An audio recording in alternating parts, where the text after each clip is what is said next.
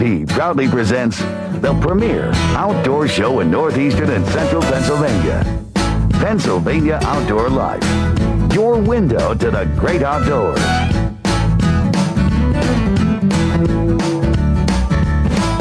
Tonight on Pennsylvania Outdoor Life.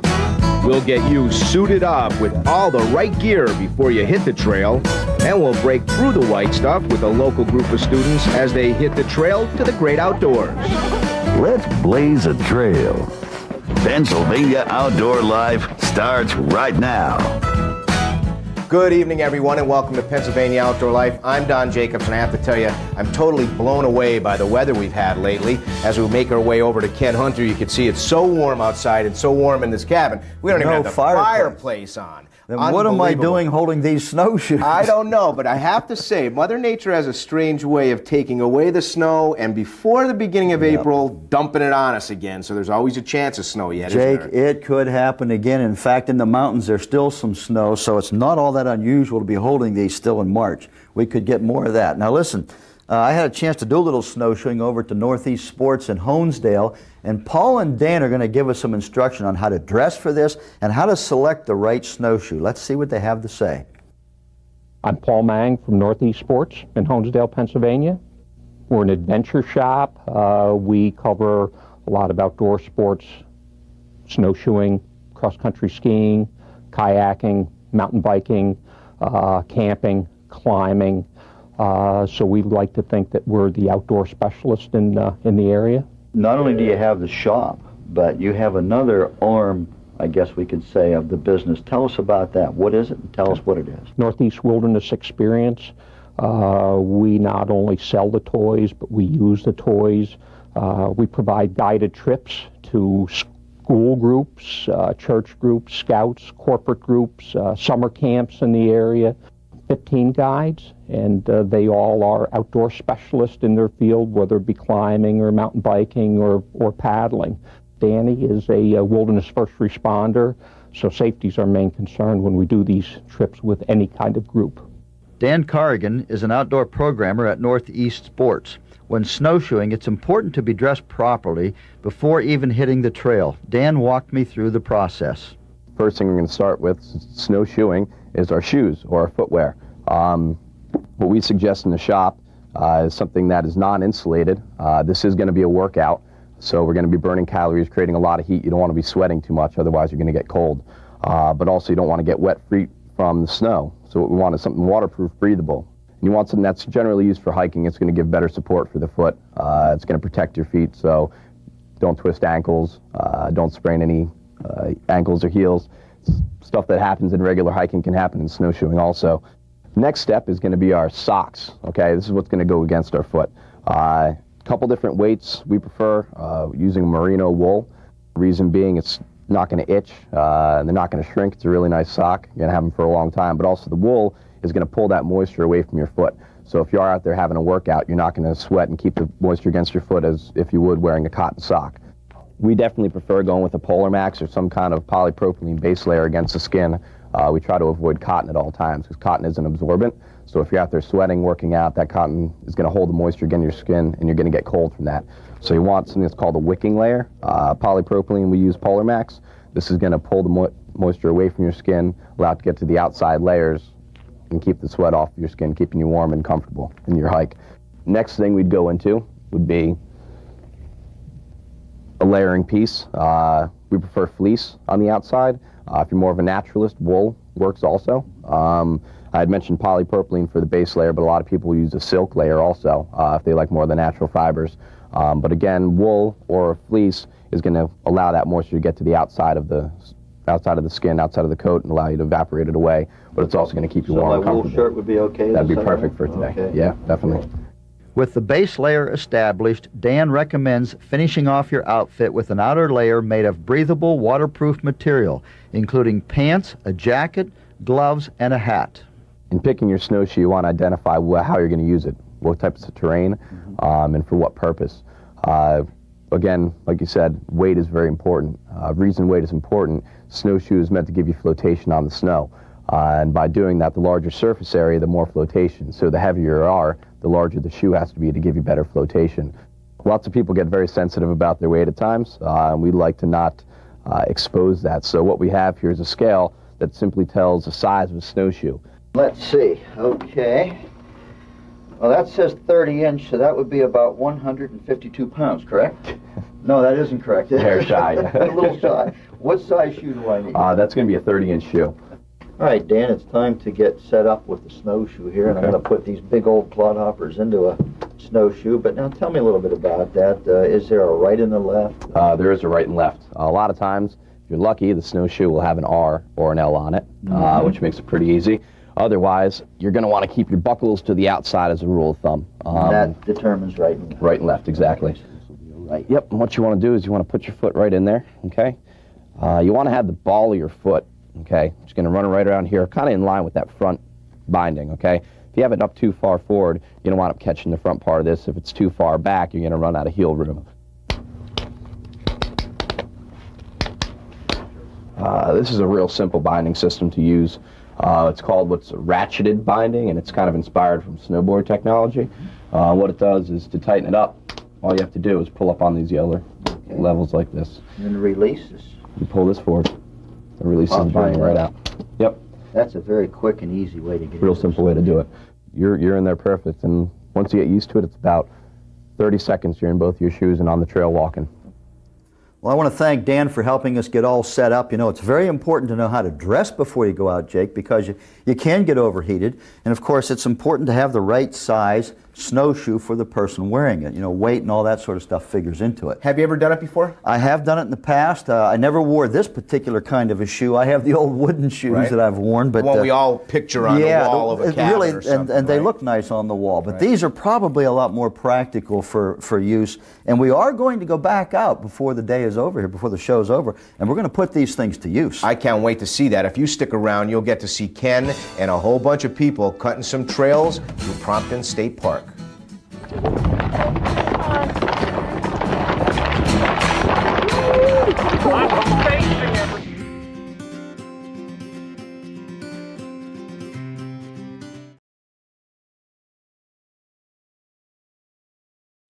And welcome back to Pennsylvania Outdoor Life. You know, trust me, winter's coming back. I hope I'm wrong, but I do believe that we're going to find more time to be using these, like the ones that Paul Mang from Northeast Sports has given us to give away a little later on in the program. Now that pair we're going to give away. This pair we're keeping. This pair you're keeping, and that pair you got to use, actually. That's out there, right. And we're going to go out now and take a look at how these things actually work. We're going to go out with some kids from a Wayne County school district, and let's put these things to some real good use. Remember, buckles to the outside, and most of these are just like book bag straps, so you're going to tighten them. After you guys get them on your feet, Paul and I will go around and check them for you to make sure that they're on properly, and give you any pointers if we can. My name is Kathy Card. I'm from Wayne Highland School District, and I teach up in Honesdale High School, and I'm the chairperson for the Physical Education and Health Department. You have a very unique phys ed program. I remember when I was in phys ed, we played dodgeball. You guys are doing some very unique things. Tell us about what's happening there. Well, we're gradually changing our program over to the philosophy of PE for life. We recently are 2003 recipients of the Carol M. White Physical Education for Progress grant. We won a large grant this year, and it's helped implement a lot of the programs that we wish to, as far as our outdoor education program that we've tried to work with Northeast Sports and a few other agencies in the community.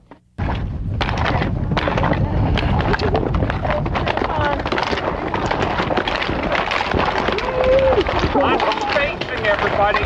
If one falls down, y'all fall down. As we're hiking, you might notice if you walk in someone else's tracks, it's a little easier, okay? If you're walking on your own, it's considered breaking trail. It's going to give you a better workout.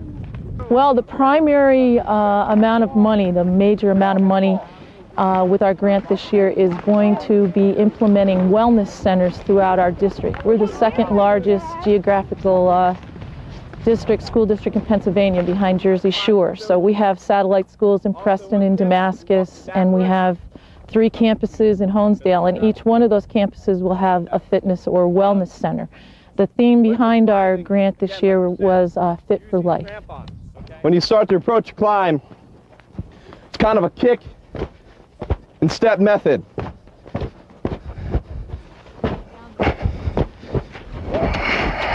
Once Dan reached the top, it was time for a few of the students to give it a try.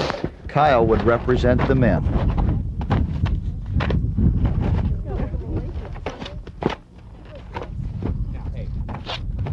It's a little bit easier when you walk in someone else's tracks. Hey, anybody else want to try it? One more. I want Kayla. Yeah. Kayla. All right. Yeah. She looked at me like, See, now you gotta, I want to do it. you gotta break a little of your own trail though if you Yeah, can. Kayla, come on. Come on.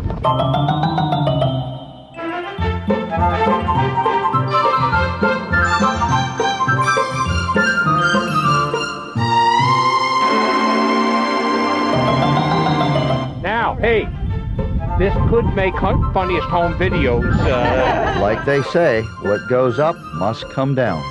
This is one rule where you want to get away from digging your toes in. If you're gonna try and glissade, don't do that, okay? You're gonna go head over heels.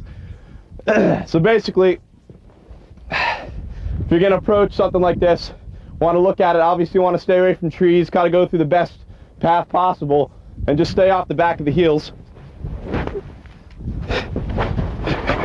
Hey, And glissade down. you know what? And now that's the cool part of snowshoeing. It's just not a walk in the park. You can slide them.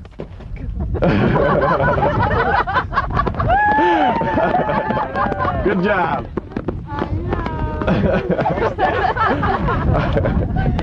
Prompton is truly underutilized. I mean, it's 30 miles of trails. It's there for everybody. It was a state park years ago. It lost its status, but the Friends of Prompton State Park have tried to revive Prompton State Park. We can walk around Prompton Lake, and you're on a trail, and you're in a backcountry setting. It's beautiful. All throughout the park, there's going to be signs similar to this color, this same color lettering. They're going to mark out the whole trail system. Every trail in Prompton is marked. As you see here, little red penny, this is for the East Shore Trail, okay? All the East Shore Trail is going to be marked in red arrows or red flags in the trees. We were just issued a commercial use agreement for Prompton State Park.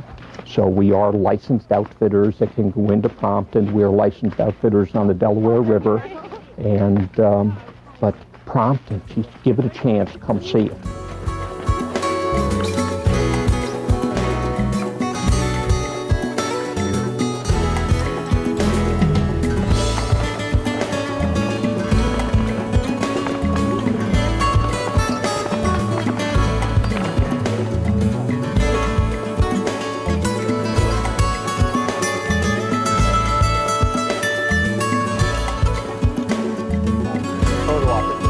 The biggest thing is we've tried to challenge our students to be healthy and be fit for life, not just do the dodgeball and phys ed, that there's a lot more to keeping fit than what you quote unquote used to do in physical education. Well, I want to thank Paul and Dan for a really great time. I think the kids had a great time. It looks like I had they did. a good time. Yep. You know, Jake, I kind of look at these as the off-road vehicle of the trekking through the snow. You know, the skis, you're The kind of... knobby foot tires. Yeah, I mean, you can go anywhere with these things. Up hills, down hills. I mean, you don't have to have a trail. They really work out well. And that was a great little story. In fact, I learned something new. I learned a new word. Glissade. Yeah. So are you a good glissader? No. No, I do what the young lady did. I just fall down. Oh, you're a faller. Oh, yeah, I fall down. There's no special word for that. And I know that there's people at home that want to learn how to glissade and other words that deal with snowshoeing. Here's how you could do it. These guys are great guys. You got to get in touch with the people over there at Northeast Sports. They're at 107 East 8th Street in Honesdale, 253-1145. They also have their own website, www.nesportslimited.com. Check them out. That number will also be on our homepage under the contact list. We're going to take a short break and we'll be right back with more.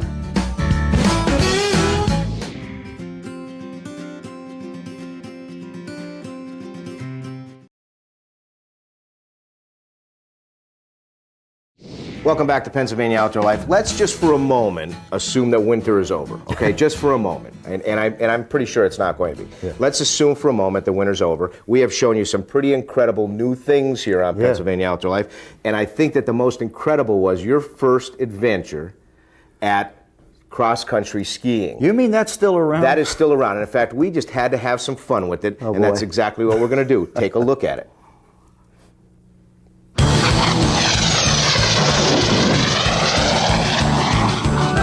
This is what you call, that's a glissade. Only in my terminology, it's a B-52 bomber trying to make an emergency landing. That's what that really is.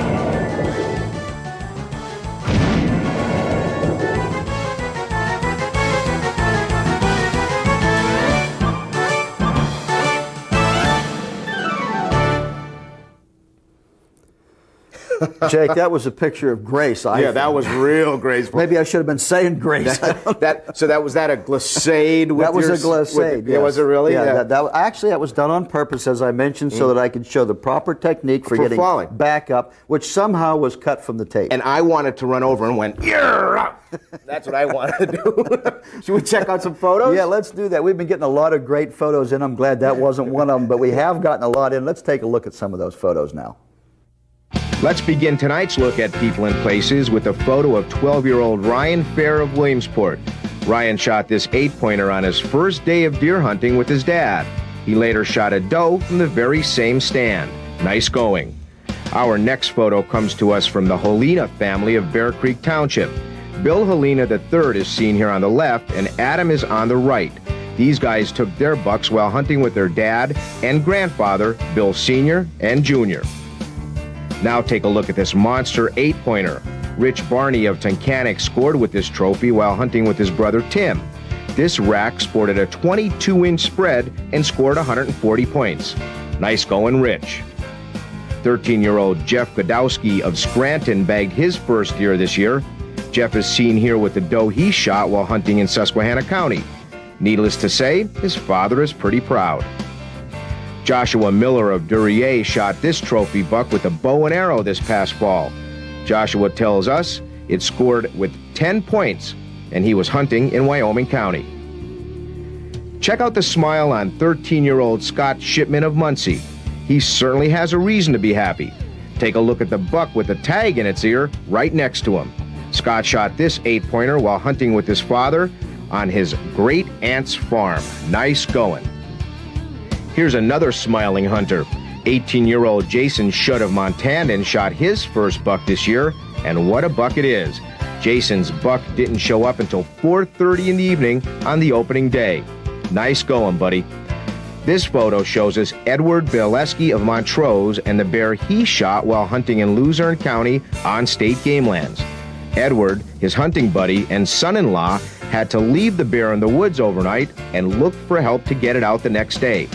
Edward would like to thank Jim Jolly of the Game Commission and his crew for coming to the rescue the next morning. Our final photo for tonight takes us back to a warmer time where short-sleeve shirts were appropriate. Tyler Kowalski of Glen Lyon caught this 19-inch rainbow trout while fishing with his father Rick at Lily Lake. Good luck to you guys this year. And with this photo, we'll wrap up things for Pennsylvania people and places. Well, again, we want to thank everybody for all those great photos. Jake, some great deer photos still coming in.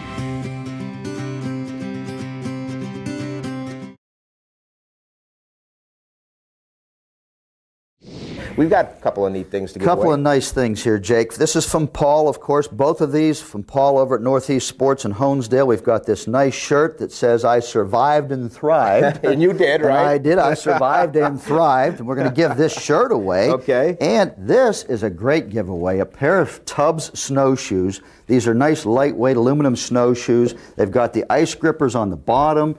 This webbing in here is very versatile. Doesn't get all messed up. It lasts a long time. This is the actual spot that your boot goes in, right? The binding. The whole binding Yeah, bit? your foot rotates right there on that axis, and it lifts up just like normal walking, actually. Excellent. And anybody can do this. I mean, you don't have to go out and train. this is something just about anybody can learn to do in a very short time. And once again, before we give that away, if you're looking for more information on snowshoeing or what's going on in the Poconos near the Honesdale area, these are the guys to get in touch with. It's Northeast Sports over there in Honesdale. They're on 8th Street. The phone number is 570-253-1145 or www.northeastsportslimited.com. What a great group of people up there in Honesdale. And of course, Paul Mang told me, he says, you know, Prompton Dam, like a lot of the other state parks, is very underutilized. Oh my, what a beautiful area.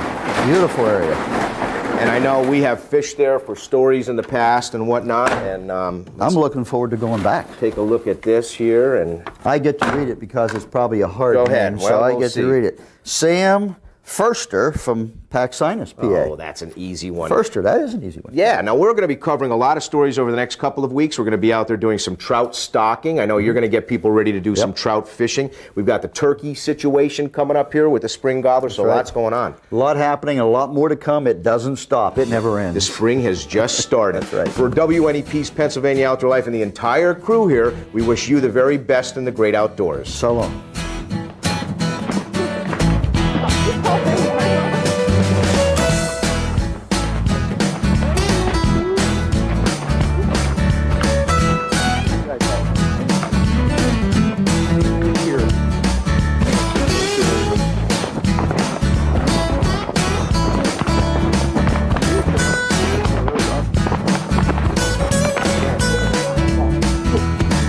Pennsylvania Outdoor Life is a local presentation of WNEP TV. We're proud to serve northeastern and central Pennsylvania.